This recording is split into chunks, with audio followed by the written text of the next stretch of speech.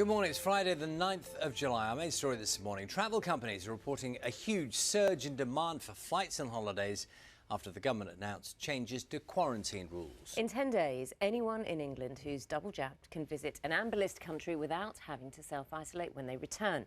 The easing of restrictions is expected to result in a big boost for the travel industry, as our correspondent Aruna Iyengar reports.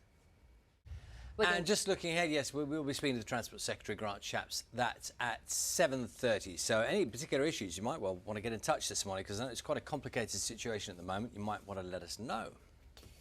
The risk of severe illness or death from COVID-19 is extremely low in children and young people, according to new research. From March 2020 to February this year, 25 children and young people in England died directly from the virus. That's out of an estimated 469,000 infections. Our health correspondent Naomi Grimley has more. The Olympic flame has arrived in Tokyo just hours after Japan declared a state of emergency because of rising cases of coronavirus. With just 2 weeks to go until the Games begin, spectators have been banned from all venues in and around the Japanese capital. So there was some wind there then. Matt's going to take a look at the weather. God, Matt, that is an impressive picture, isn't it? It was... Thank you very much. See you later on. Time now is 13 minutes past 6. Good morning. Now, strong links between infant mortality, deprivation and smoking during pregnancy have been identified by the UK's first national database of child deaths. UK has the second highest number of deaths of children under 5 in Europe after Malta.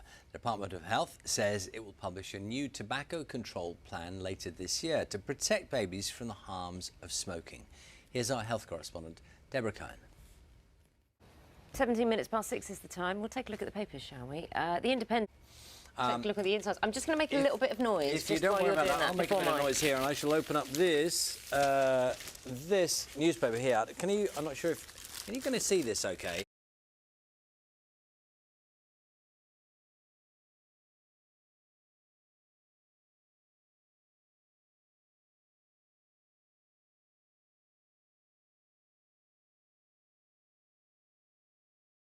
As a little snapshot of this, you know, there's Toy Story, there's all these remarkable films, and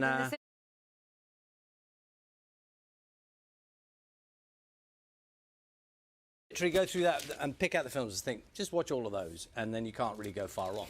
A little insight into sometimes what happens here. It's usually about 8:30, wouldn't you say? Sugar levels drop a touch sometimes here on the sofa, and we have a secret stash of biscuits. It can happen.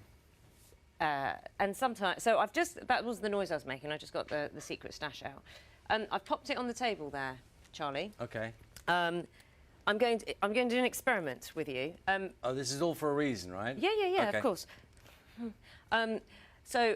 When you eat said biscuit, which is our biscuit of choice, which we have here for our little boost, how do you eat it? Have I got options?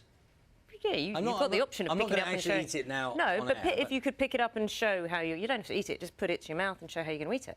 Well, I was just... it's there. Oh, it wouldn't go in one, for example. It wouldn't go in one. I'd just bite into it. And, go on, carry on. Well, I flip it over and there's chocolate on there. It's one of those biscuits. So you would eat it as like that, yes, in that way? Absolutely. There is an article about how...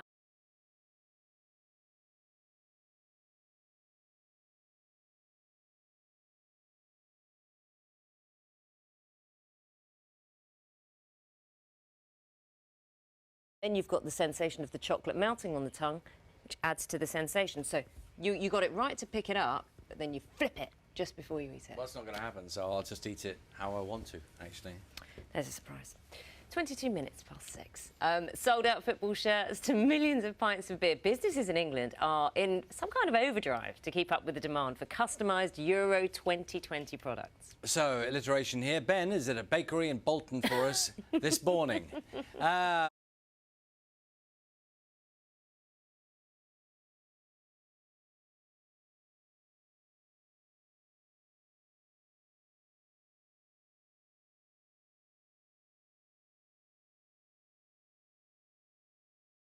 That, isn't it? Yeah.